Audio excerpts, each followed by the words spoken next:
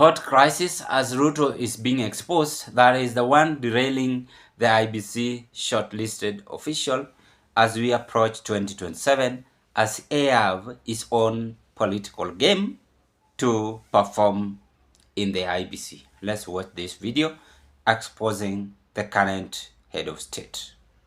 Want to know where leaders are taking you, you listen to the sentiments they lament day in, day out. So for me, I don't see any other game being played but trying to create a derail and a delay in the entire process to postpone the 2027 elections. And that is something that we as Kenyans, we will not accept. It is our democratic right. It is the democratic right for all Kenyans to go into elections. Remember, we live in a country where we have 17 elective positions that are supposed to go for by-elections. We have misrepresentation for the last 2 years in 17 elective posts, MPs, MCAs, and those people have a right to be represented in parliament, have a right to be legislated by the respective leaders in those places. So the more this process takes time, we are not doing justice to those people in those 17 respective constituencies or political seats. Okay, fair enough. Gentlemen, we need to wrap up the newspaper. Now, this is not the first time I'm coming across such kind of complaints. I've seen these complaints many in social media, and now I'm realizing that it is true.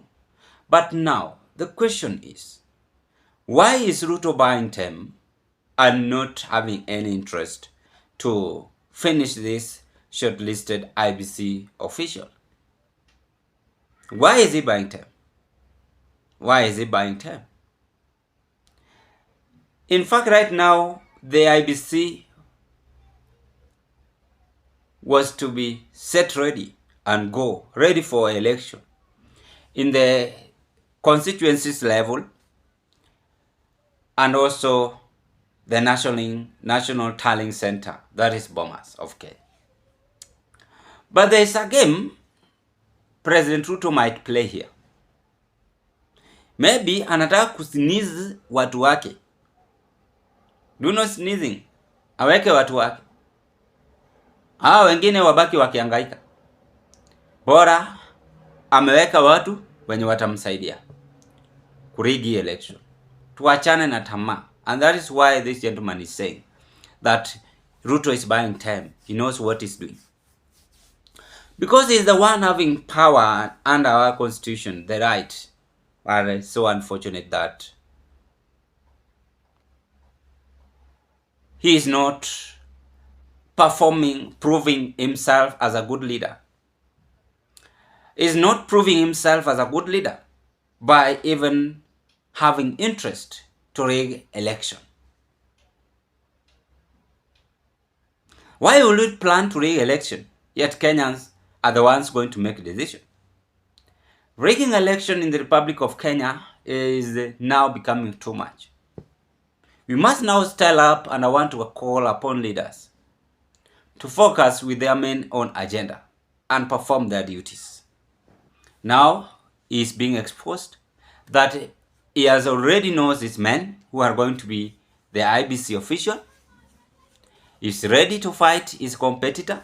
And as I told you, that the only option Ruto is remaining with is to rig election. Now my dream is coming to pass, and I'm very much happy on that.